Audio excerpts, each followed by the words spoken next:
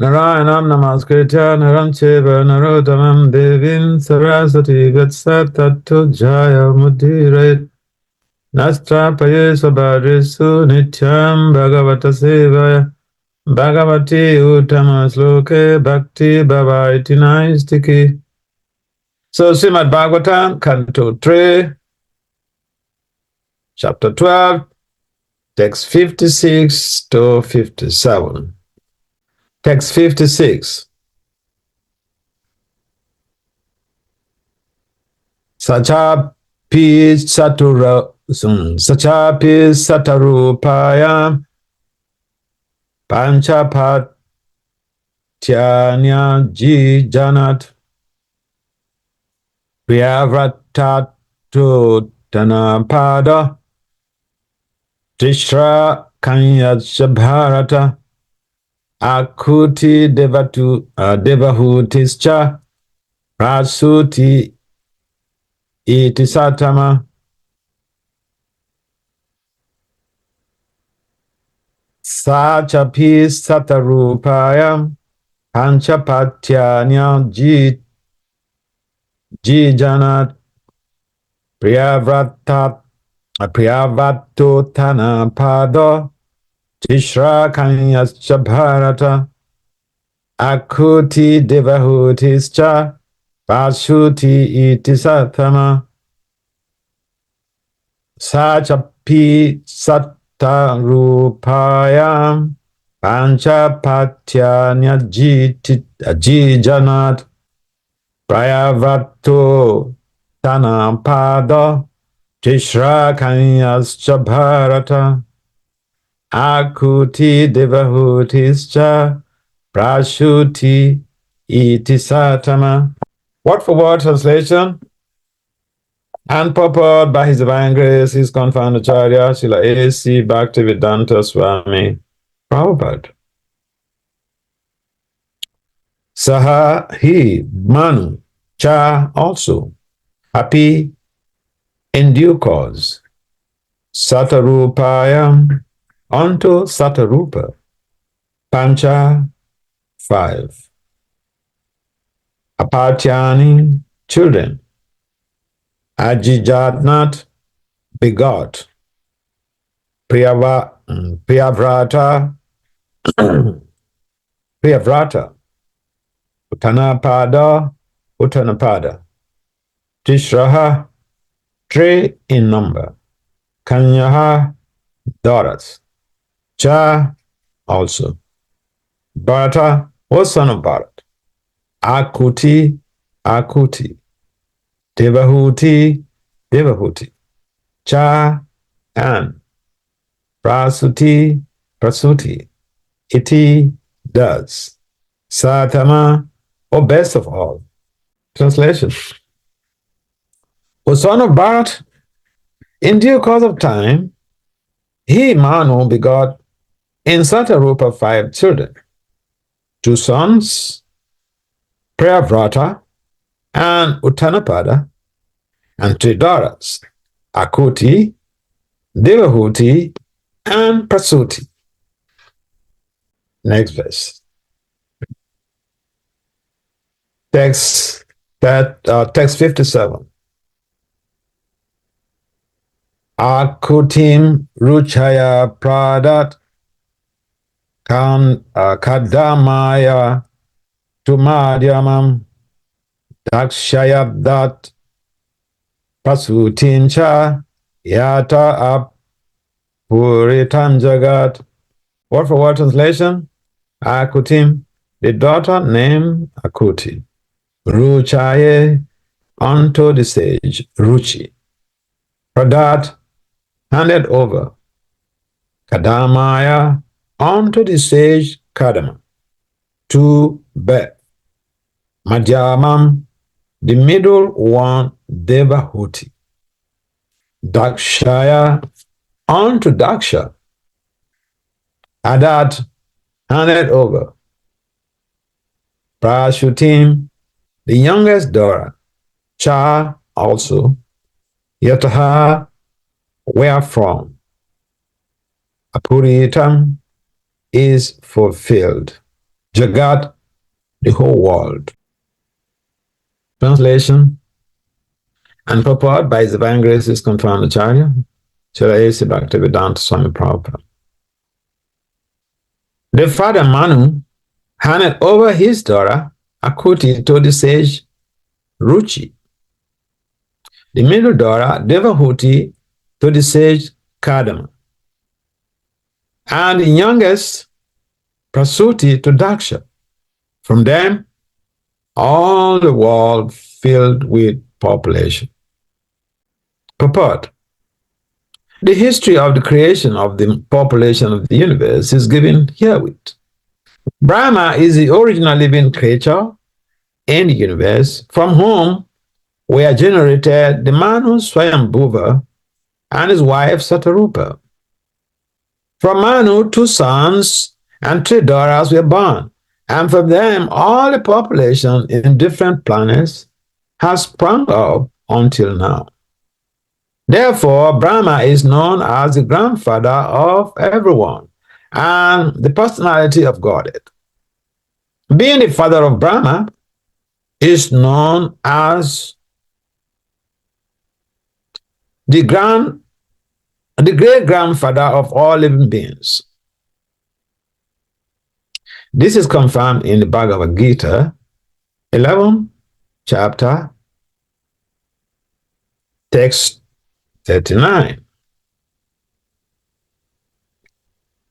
Vayu yamogni varuna sashankaha prajapati stvam prapitamahascha namo namaste stu sahasra kritva punacha bhuyopi namo namaste. You are the Lord of air, the supreme justice, Yama, the fire, and the Lord of rains. You are the moon, and you are the great grandfather. Therefore, I offer my respectful obeisances unto you again and again. The statement was from Arjuna himself. So does end the Bhaktivedanta purports of the 3rd canto, chapter 20th, 12th chapter of the Srimad Bhagavatam, entitled Creation of the Kumaras and Others. Om Gyana Timirandasya, Gyana Jana Salakaya, Sakso Num Militam, Gyana Tasmai, Se Gorabhe Namaha, Sachetaya Mano Vistan, Safetam Yena Bhutali, Swayam Rup Kadamayam, Dadati Swa Padantikam, Vandiham Sri Krishna Chaitanya, Nityananda Sahodito, Godadhai Puspavanto, Chita Chanvitamot. Jaya Sri Krishna Chaitanya, Prabhu Nityananda, Siadvaita Gadara, Siva Sadhya Gaura Bhaktavinda. Hare Krishna, Krishna Krishna, Hare Hare, Hare Rama, Rama Rama, Hare Hare. Namo Vishnu Padaya Krishna Pistaya Bhutale, Srimad Bhaktivedanta Swami Iti Namane. Namaste, Saraswati Deva Gauravani Pacharine. Nirvisesa Sanyavadi Pasatya Disatari. Vanchakalpatari Gacha, Kripasundabhya Evata, Patitanam Pavanabhyo, Vaishnavibhyo Namonam. So welcome everyone to this segment of morning program class, Srimad Bhagavatam. This very section of the Bhagavatam is pretty interesting because it's giving us some insight on fundamental things that we can relate with in terms of procreation. And of course, in the purport here, Prabhupada mentions that Brahma is the original living creature in the universe. So sometimes it could be confusing even with the sons of Lord Brahma, because the consideration among the Devas, especially the direct sons of Lord Brahma, is that, Brahma is the Lord of the universe. And in some cases, people tend to not even have the perception or the understanding that this universe is just but one of the infinitesimal universes in the whole of the cosmic creation. So yes, Lord Brahma is the chief or the personality of Godhead. He is the personality of Godhead as far as this universe is concerned. But even Lord Brahma came from Vishnu. So we understand that Lord Brahma, although he's just a great personality, the personality of Godhead, but Lord Krishna is the fundamental principle. And so it takes only people who are highly intelligent to be able to come to this level, as Krishna mentions in the Gita, Bhaunam Janmanam Ante Gyanava Mam Prapadyante Vasudeva Sarvamiti Samahatma Sadolaba. These people who come to that level of understanding that Krishna is the be all and end all, he is the fulcrum, he is the fountainhead, he is the bedrock of even the whole of the cosmic creation. This just people are very rare. Lord Brahma describes that Krita Punya Punja, heaps and heaps of pious merit before one comes to that level of the understanding and appreciation of the fact that Lord Krishna is a fountainhead of the whole creation. Yeah, Lord Brahma is there as the engineer, secondary creator. And the living beings on this planet, or even everywhere else, the living beings are become co-creators of Lord Brahma because they are also helping to populate the universe. Yeah, so we are co-creators. And it doesn't mean that we are the ultimate creator. Just like we may exercise some role as insurers. Some power of control is there. But there is a supreme Ishwara. Ishwara Paramakrishna. Sakshit Ananda Vigraha. Anandi Adi Govindan Sarva Karana. So yes, we do have that potency of control. But ultimately, Lord Krishna is the supreme controller. Lord Brahma has that potency of secondary creation. He is the Lord of this universe. But Lord Krishna is the supreme personality of God. He is the ultimate goal of life. Although Lord Brahma is the supreme Lord of this universe, even Lord Brahma recognizes that those who worship, or those who are engaged in the worship of Lord Krishna, they are the most exalted. And in fact, Lord Brahma describes his own son, Narada Muni, as the crest jewel of his dynasty. He said, Narada, you are the best of my sons. Sununara Vakshamis, Putra sisters Tapudana. He said, you are the best of my putras, you are the best of my sons. Why? Because Narada has this wealth of Krishna consciousness. The wealth of Krishna consciousness makes Narada most endeared to his father, Lord Brahma, the secondary creator. So we can understand the value of Krishna consciousness even in the face of Lord Brahma. Lord Brahma says that you travel all over the universe. You go from one loka to the other. You go from one universe to the other. Doing what? Not as a tourist, going for sightseeing. You're going about distributing Krishna's glories. And therefore, you are the best of my sons. Who else is doing this? So, if we can appreciate what the gravity of Lord Brahma's appreciation of Krishna consciousness, then we could be so determined in our Krishna consciousness. Because there is nothing else that endears anyone to the Lord more than helping to spread his message.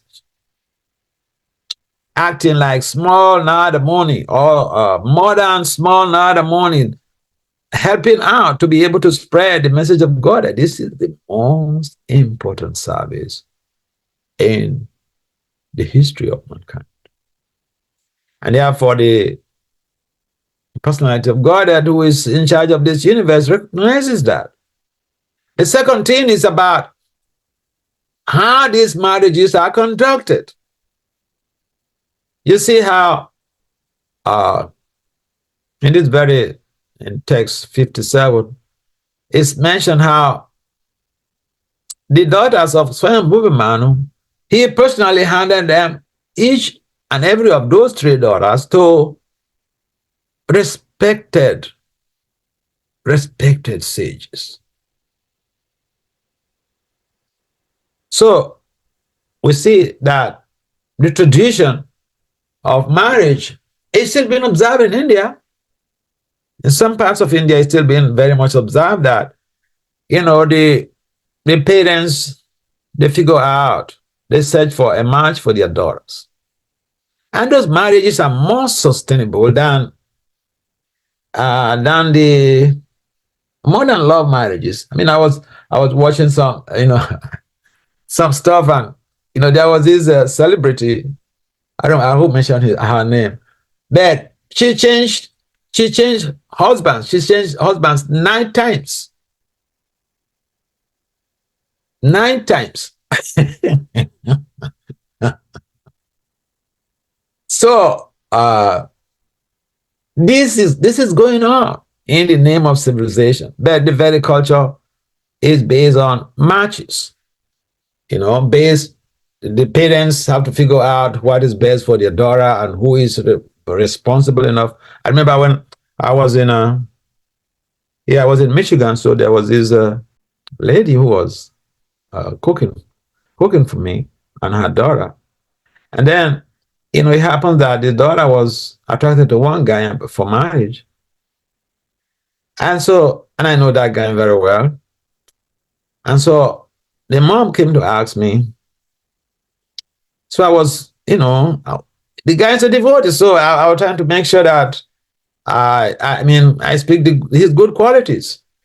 But then I was talking about the wealth of the family. I said, I know the family. The boy's father was a governor of a state, and they have a lot of wealth.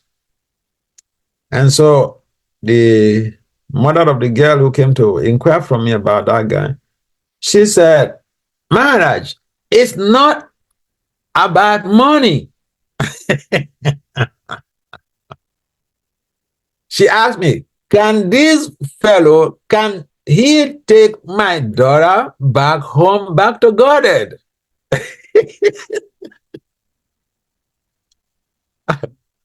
I didn't have an answer to that, so I couldn't lie. So, I didn't have an answer to it.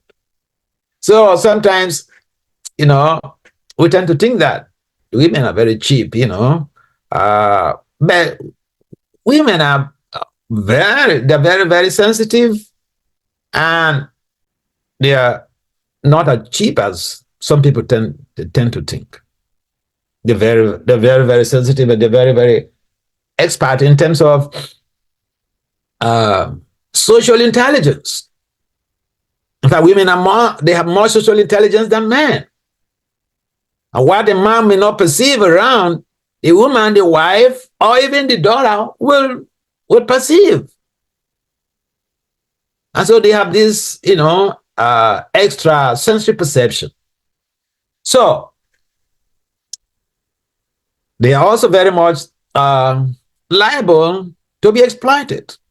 And therefore, the parents take it as a responsibility to make sure that they seek out a reputable person who will take care of their child in marriage. It's exactly the exemplary standard that is being set by Swami Manu. Yes, therefore, we should not leave this phenomena just in the hands of our children only, because they may make a choice that is not really going to be ultimately beneficial for them. And the children, if they want to marry, they have to check out with their parents. So all of this tradition is embedded in our own culture, in our own literature, in the Bhagavatam itself. And so if we can just simply adhere or align with the principles of the Bhagavatam, the teachings of the Bhagavatam, we will be free from social anxieties regarding, man-woman relationship, marriages, and all this stuff. We have a big community here in Naperville, so I hope that the devotees here also set up some marriage council, because your children are growing up, so that they have people who are experts in the field who could do the matches, and then so that the children don't go astray. And sometimes I've seen in some communities, people don't seem to care, but these are a future hope. So we have to help them not only spiritually, we also have to help them build up their social life, so that they could be sustainably situated and focus in developing their Krishna consciousness and their career. Marriage is a fundamental principle in life, whether it is in spiritual life or social life. Marriage is a sine qua non. It's an imperative factor. And so the Prajapatis, they value this very much. Swayambhuva Manu valued this very much, so he didn't take chances. He set a very perfect example for us. And so we find out these marriages, they went well, especially the case of Devahuti and Kadama. It's been like devotees always refer this like a standard of marriage. And one of the things that, tends to be undermined in the marriage between Kadama Muni and Devahuti, because we tend to stress on, Devahuti served the husband like, although she came from such an aristocratic family, she served the husband like a menial servant. Yeah, but let's understand that Kadama Muni, even just after the marriage, he was ready to catapult Devahuti to the spiritual world. He had that type of potential, that spiritual potential. So when people tend to use Kadama Muni and Devahuti as a yardstick for pressing on how women should serve their spouses manually, I don't have a problem with that. But those who are demanding for services like that, they should be new, small Kadama Muni. They should be in position to deliver their spouse from the onslaught of samsara. That's the point. So, any points, any comments or questions on this very points? Yes.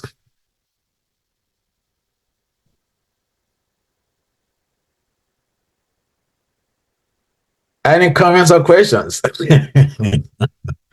Maharaj, Saturday, Sunday, generally we will have an hour in case if you want to speak a little bit more. Okay, I didn't know. I thought I was the same time frame. Sunday, 1 hour. Okay. Anyway, but any comments or questions?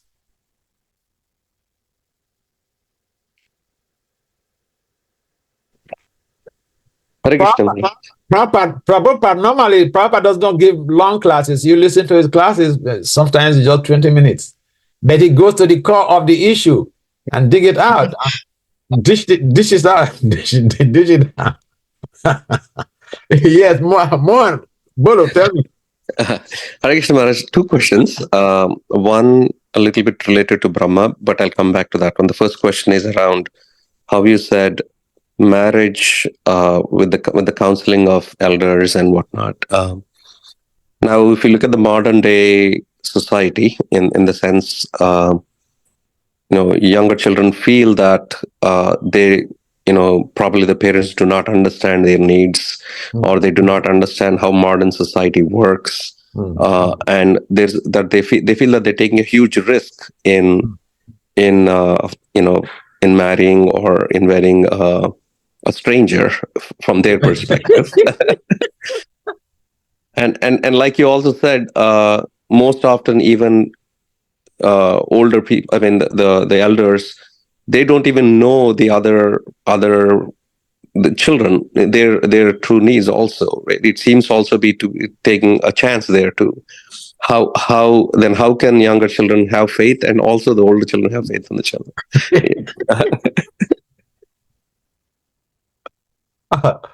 Yeah. You see, I can give you graphic examples of my interactions with a number of devotees, especially ladies.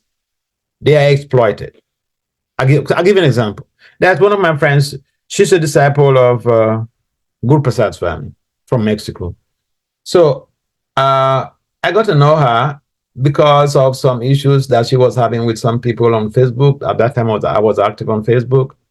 But then this lady, I stopped using Facebook, so we most of my contacts, we are we're not getting in touch.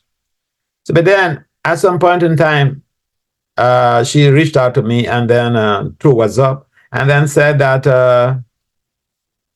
she got married to somebody. But Mohan, you know how the marriage worked? In 6 months, they divorced.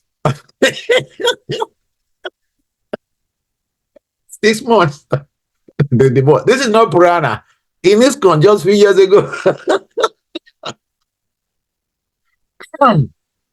Now, so I asked, give me the details. Why didn't you come to tell me? She said, because I don't know your contact. I didn't know your contact. So I said, so when you got married, did you inform your guru? Did you check compatibilities? You and this guy, did you meet some devotee Vaishnava astrologer to check your compatibilities, whether you are compatible for marriage or not? Okay, forget about the parents. These are basic principles. She said, no, they didn't check any compatibility. I said, why? She said that when she raised that issue, because I did tell her those things when in the early period of our relationship. So she said that she raised that with the guy, and then the guy said that, oh, they are devotees. They don't need all these compatibility chart checks because that is meant for karmis. They are devotees. They don't need all these things.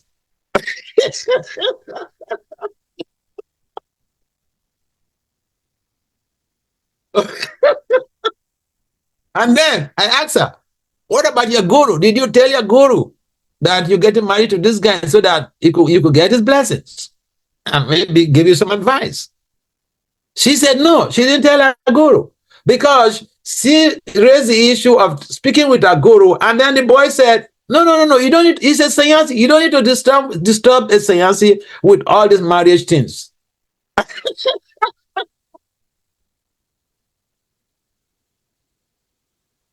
So this girl fell to the trap. The guy was just after her. She's a very beautiful girl. So the guy was just after her to exploit her. She had a master's degree, had a good job. The guy had a first degree. Good enough. So it's all about exploitation. And this girl was being, the boy is from a developing country, not from North America. Now, this girl was even raped by this so-called husband. In fact, I think the chair of our group, she raised some issues about this guy, but the group did not, I think they didn't press her to do a formal report. Otherwise, it could run into big trouble because anything comes to Sabah, the person stands the risk of really getting themselves cleared or they get into trouble. So here is a typical example where the girl who is just simple-hearted could be misled by the so-called lover who profess that he needed her in marriage. So this is one typical example. Now, if the girl, for instance, sees a boy that she wants or she likes to marry, at least they should consult with their parents, consult with some reputable person in society that in our society that they know, they rely on, that can give her a good background check. Because without that, some of the situations are such that the girls are very vulnerable. They become like endangered species. Some of them are really gullible, so they easily get taken away by the words of these guys. Now, there was one of my daughters, my initiated disciple. So she told me a story. She has a PhD in law. Okay, so she told me a story. One guy was searching her for a relationship. She said, no boyfriend and girlfriend stuff, except for marriage. So the boy said, okay, I'm ready. Let's get married. So she said, all right, I'll speak with my Guru Maharaj first, and then we'll do compatibility checks. And the boy said, no need to speak with your Guru Maharaj. He says Swami. He doesn't have to deal with all these social issues.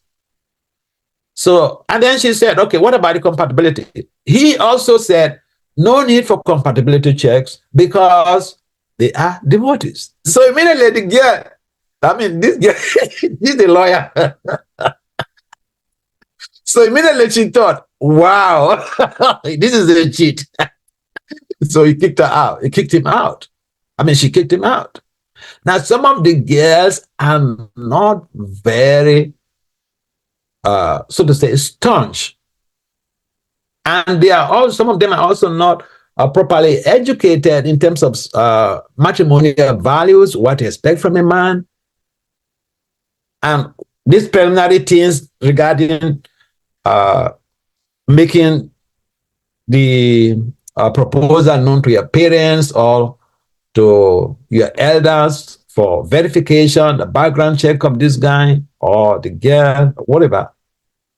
So I have seen cases like that, and some people are just out there to exploit these young ladies. And therefore, yes, we could do an integrated model. The parents, I also have some of my friends like in India who are looking for, a husband for their daughters. And so sometimes it could be very challenging. But then the girl, in some cases, they're also looking out. And there are several ways doing this. I remember the other of mine, a mentee in India who is an ophthalmologist, eye surgeon. So she registered with different temples for matrimonial burial in different temples.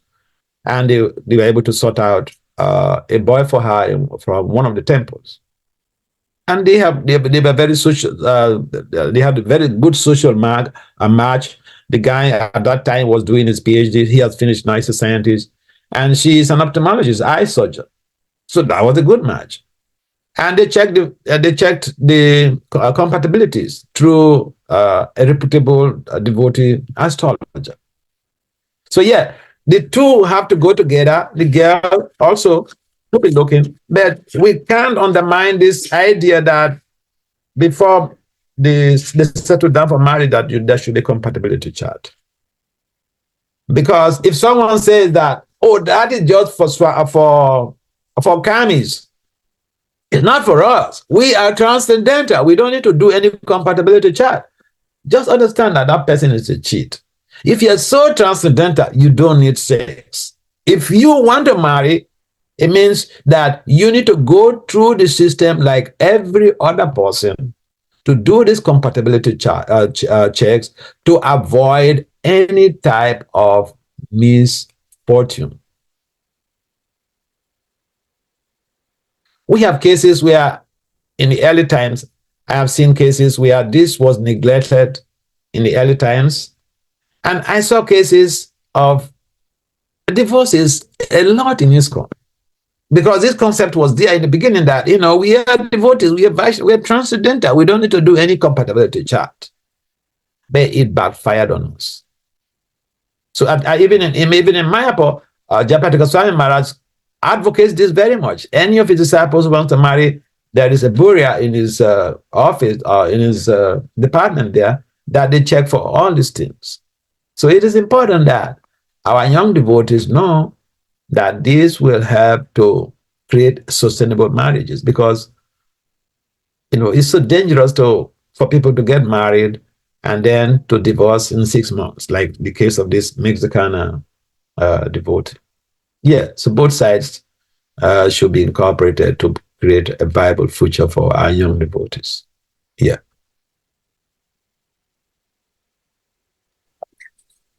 Thank you, Maharaj. I don't know if there's any other questions in this topic, because my second question is totally different. Okay, what's your question?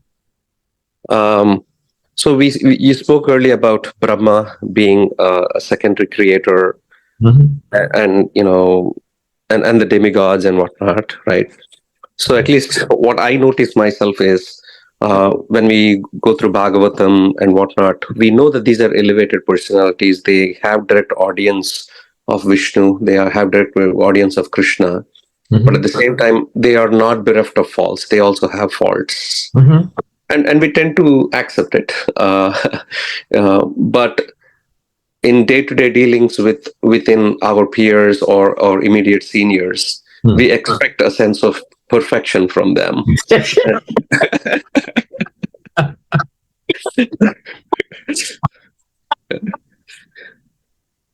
And at times I find myself, right, in those dealings, falling into the trap of argument, because we see the faults of them, and we are trying to make decisions or doing dealings with them. How to overcome that immediate. In one sense, I feel it's like an animal tendency. Your immediate judgment of the other person because of their shortcomings also. That's a very nice point, Mohan, because we have that attitude of expecting perfection from those around us. Even we expect perfection from our children. The worst thing, even from our own children, we expect perfection from them. When they make a mistake, we get angry, and sometimes we overreact. So there are ways, like I think I mentioned that also the other day.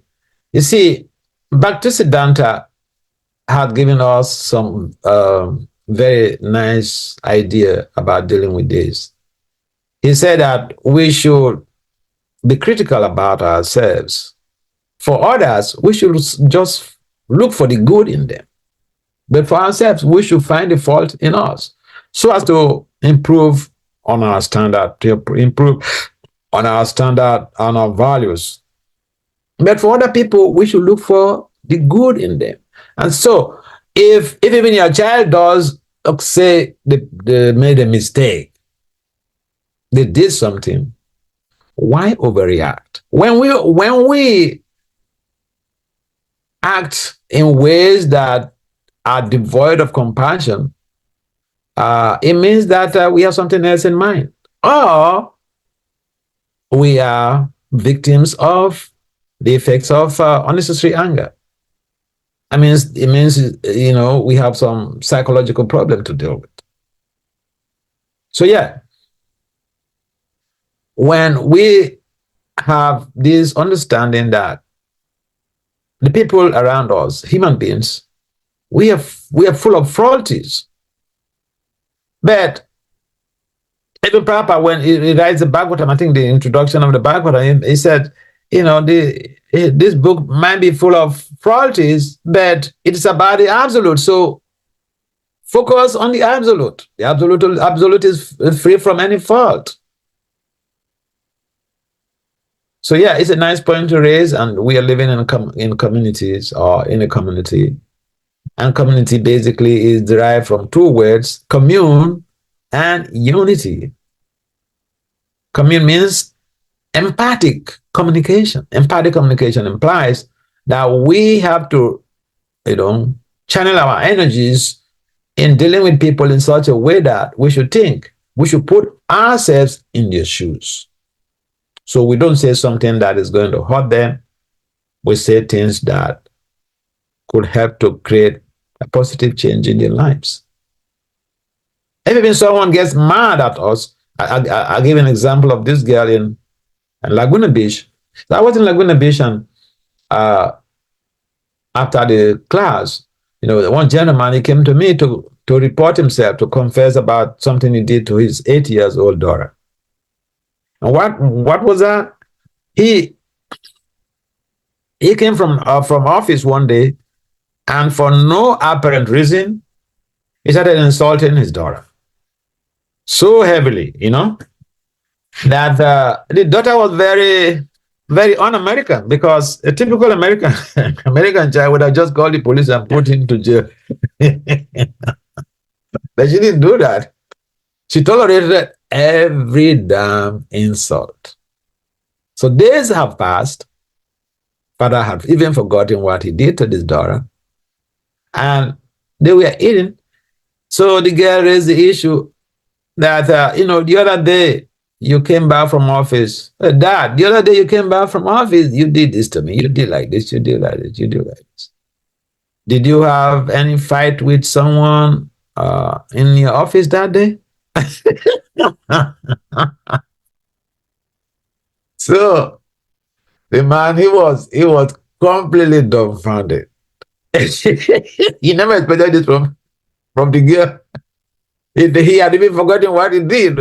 Days had passed. So when he told me this story, I told him to stop. I should call the girl to come. So he brought the girl, and I had to beg the girl on his behalf and on behalf of Prabhupada.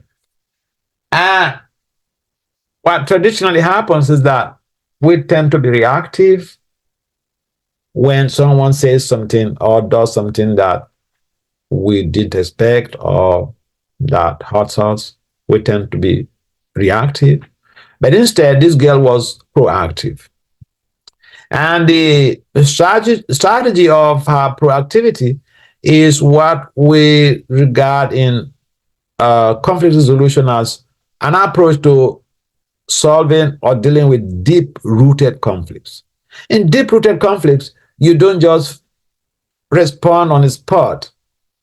You wait for a chance to be able to see how you can rectify a situation by being proactive. You figure out, you ask yourself, what is the best way to help this person or these people? So that was the approach that this little girl adopted in dealing with that, crisis situation.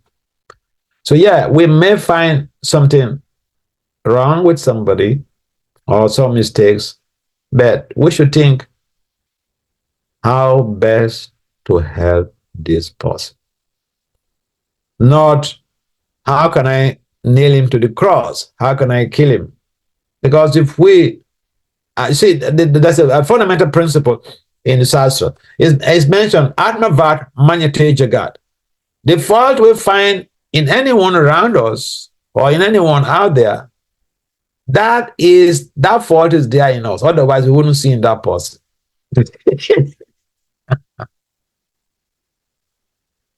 And so, yeah, it is important that we practice to be proactive. If someone does something wrong, we should think, how can I help this person? And with that mindset, we will not just be critical, and we'll find out ways to help the person. Yes. Yes, Maharaj. Thank you so much, Maharaj. Very helpful. You're welcome. Any other comment or questions from anyone else?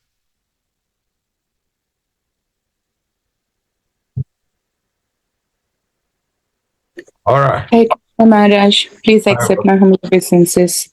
All glories to Srila Prabhupada. It's very, very wonderful to hear from you, Maharaj. And I really loved the way you were sharing. It's so relatable, and you're sharing with such genuine laugh. It's just so heart touching and very inspiring, Maharaj. Particularly this aspect of your response to Mon Lila Prabhu's question about this marriage counseling.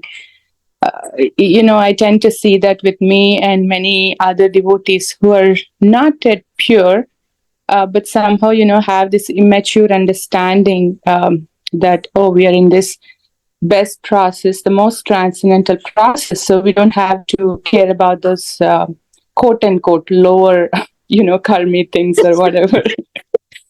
I really appreciated you bringing it here. I'm just wanting to hear a little more on that, Maharaj. That's just one perspective, but there are so many other things in the name of, practicing Krishna consciousness. We tend to minimize those other things. So I just want to hear, probably for this as well as other things, how we can, individually and collectively, start giving importance to those aspects. Particularly, as you mentioned, our community is very young and it's just growing in that phase. Unless we start to make these things important, we may go very far and, go through all kinds of problems that you were actually sharing with the other devotees. Thank you, Maharaj. Yeah, thank you. Who is this? Maharaj, this is Amrita Kelly Dasi. Okay. From Naperville, but right now I'm in India, so missing your association in person. Oh, thank you for joining us. Thank you, Maharaj. Yeah, thank you very much for bringing up this. Yeah, I've been very much concerned because, most of the people I deal with are either graduate students, young professionals. Of course, there are also older folks. But the challenge, sometimes devotees, we use the philosophy to cheat people, Yeah, we use the philosophy to cheat people. I'll give you, for example, someone can use the philosophy to undermine their commitment to the family. I'll say, for instance, someone does not give quality time to the family or their child or their spouse, and they use Krishna as a small screen. I'm busy. I've been in the temple all through the day. That is why, you shouldn't worry about me. Come on. The point is that if you love Krishna so much that you will not have time for your family, why marry? Just marry Krishna, okay? You don't need a spouse in your house. You don't need children in your house. If you have children and a spouse in your house, you must figure out time to give them quality association. Oh, yeah. Because children complain. I remember one of my friends, he's a medical doctor in Delhi. So I used to go to him. And, the wife used to invite me all the time for lunch. So one day I was at their home. So I was waiting for the husband to come from the clinic. He has a big hospital. And so I was waiting. And they had two kids. One is a boy, the other is a girl. The older one is a girl. I think the girl at that time, she was like 10 or 12. I don't remember precisely, but she was like an adolescent. So this girl, she came to me and was complaining bitterly about the dad. He said her dad does not give her time.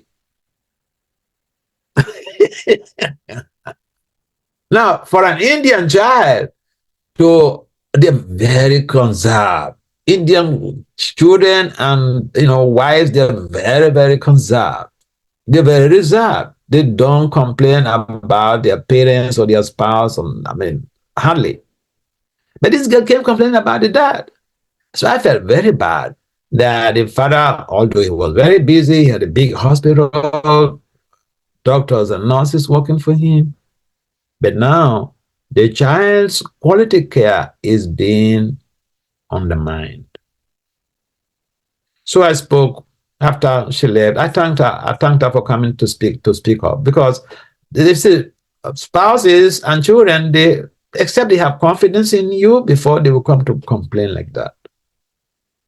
So I spoke to the husband, to the father, and even the mom, that you see they have children and they cannot use their job to undermine the quality care of their children. Children need your time, because that is what creates the bonding. So, and a spouse, a wife or a husband need the quality time of their partner. We cannot say, because I'm a devotee, I'm busy all through the day, I've been chanting 64 rounds, so why you worry me? If you will not give your family quality time, please don't marry. Because it's an imperative factor that is part of your service to Krishna, that you are there to re-engineer and reinvent the family culture for a sustainable spiritual development. So sometimes we miss this point. We have this philosophy of what are the root of the tree and the whole tree will flourish. So just serve Krishna, your child, your wife, your husband, everyone else will be satisfied. So we can use this philosophy to emotionally abuse our children, emotionally abuse our spouses, not being responsible, not being committed, not being available, not giving them quality time. See, hanging out with each other is so important. See, I remember some years ago, I had one of my aspiring disciples, and she wanted to come see me. And then I said, why? No, whatever you want to come and see me for, we can talk it on the phone. She said, oh, no. So you don't understand that we gain so much just by hanging out with you, by coming around you.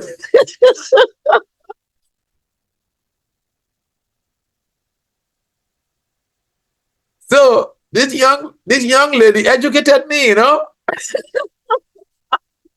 I said, all right, come. So sometimes we don't seem to take it, or we don't seem to know the value of giving association to your family. Yeah. The face-to-face interaction is more effective than telephone calls, than emails, than even video calls. The face-to-face interaction is far greater, because that principle of osmotic pressure prevails. Osmotic pressure implies that when people come together, where they are within a close physical proximity, there's a lot of subtle connections that transpire. And so, like if you go to meet a sadhu, just by interacting with a sadhu, you have a lot of spiritual elevation. So we may say, well, just think about the sadhu and neglect the physical service or the physical interaction. Physical interaction is also very, very important. And so we should understand these sociological factors in our relationships, that these sociological factors enhance our spiritual growth. And if you have somebody in the name of a family, you can figure out whether they are doing well, they are happy with you, with your with all the things you're doing or not. Sit them down one day, they are happy, you are happy, and ask, what are the things I am doing in this family that you don't feel comfortable with, so that I can adjust myself to create a better loving relationship in the family. Yeah, this is the test of time. Do this. And you hear your spouse tell you a lot of things that you may need to adjust to be able to create a more loving, sustainable relationship in a family. Feedback. We should seek for feedback in our families.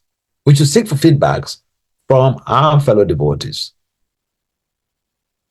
Yeah, so we can speak the philosophy, but we should also put some of these aspects into practice. We want sustainable families. We want families that the children will grow and they'll be happy and be focused in their studies and their sadhana. Now, if there is any fracas between the husband and wife, it is the children who bear the brunt. Each time you have even the psychological conflict with your spouse, that energy is radiated in the family, in the home, and the kids, especially when you have newborn kids, they imbibe the culture of the environment so easily. And not just newborn kids, the older kids also get affected, because according to the field theory developed by a German psychologist in 1938-39, the field theory stipulates that the environment impacts on our behavior. What is environment? Who constitutes an environment? Human beings constitute the environment. So our attitudes matter a lot. Yes. So we have to see how we are adjusting ourselves to be able to create a viable future for the family, for our children, for our spouses. Yeah, that's simple techniques we can do. We should ask our spouses, even our children who are above 12 years, we can ask them, what are the things I'm doing that you don't feel comfortable in this house that you think I should adjust? Yes, ask your kids who are above 12 years like that. Yeah. Because a child of 12 years old, the brain is more or less like that of a 50 years old. You believe it or not, go ask for medical doctors and neuroscientists.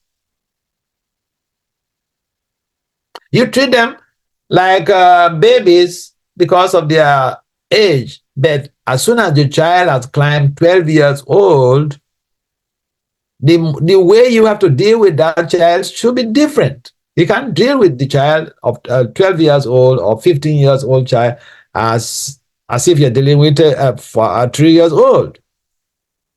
So parents need a lot of adjustment. Otherwise, you see, maladjustment creates a lot of conflicts, not only in families, but in our communities and the bigger society out there.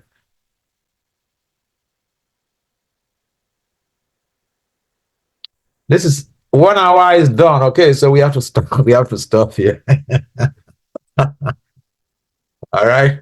Thank you so much, Maharaj. It's very, very helpful and so much hope giving to become more wholesome, being an individual, family, and as a community. Thank you so much for your association. You're welcome. Yes, Vamsi Dowdy. Please accept my humble obeisances, Maharaj. This question is about being critical to oneself. Okay. And trying to see good in others. I was also thinking that, but there is also a picture of reality, like in the example you said between a daughter and father. As much one person try to be critical, but the other person in power is still if not abusing, causing inconvenience and so on. Yeah. So that's kind of like especially this Hare Krishna culture, where we have this offense, fear of offense, and respect, and so on. It looks challenging to me, and I feel like in as much the one should be critical, but the superior person also should acknowledge certain things, take responsibility, and try to be considerate or be non-violent or so on, like that. Maharaj, like may you address it? Yes, Vamsidari, this is a very nice point you raised. Yeah, what traditionally happens is that in most cases we have a good intention, but our approach is wrong. Yeah, so for instance, if someone, man, I found this in my own practical life. I had a friend, he's late now, one devotee. He was very tough in the whole community, and people complain about him like anything, but nobody can approach him to tell him anything. They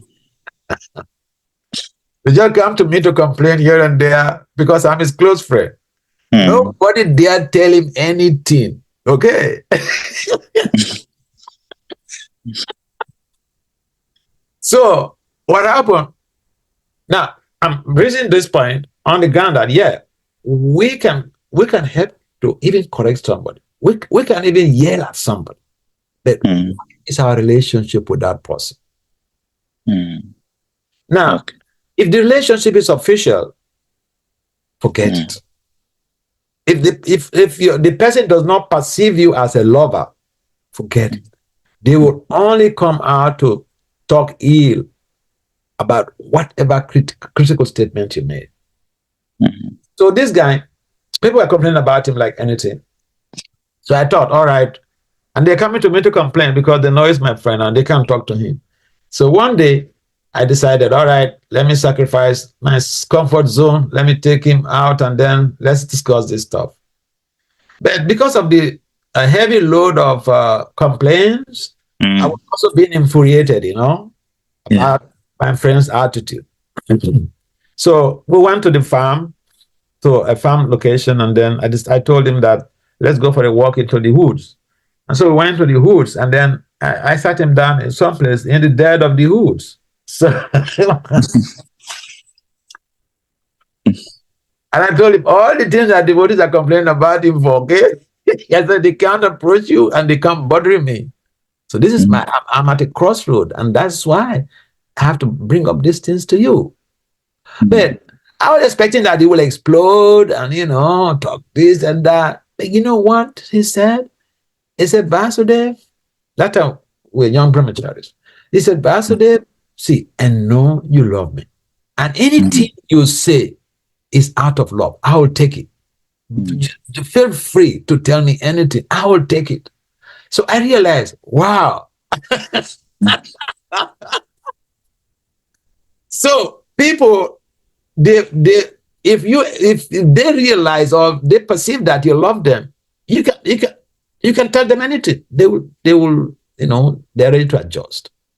But as soon as you approach them as somebody who wants to control them or somebody who is there to victimize them for little fault they have, no, they will be reactive. And I remember Govinda Swami Maharaja mentioned also that we should not chastise people except we have a relationship with them that is based on love and care, a mental.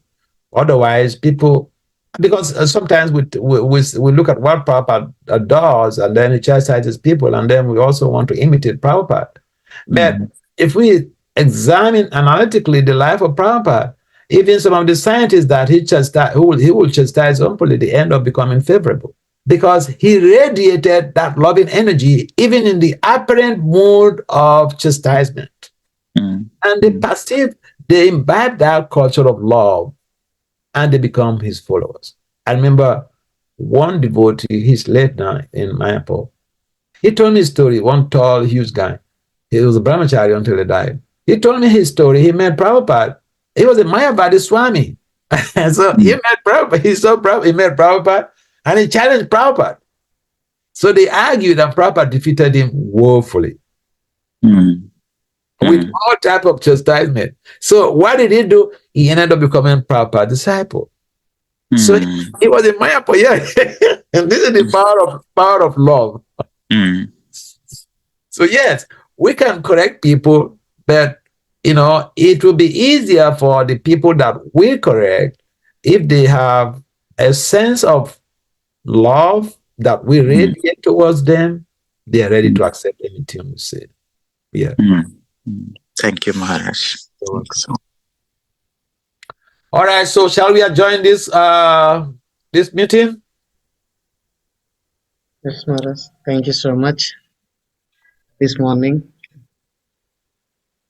Okay, thank you very much for participating in this Srimad Bhagavatam class. Srila Prabhupada ki jai. Srimad Bhagavatam ki jai. All glories to Sisi Radha Syamasundara ki jai. Jai.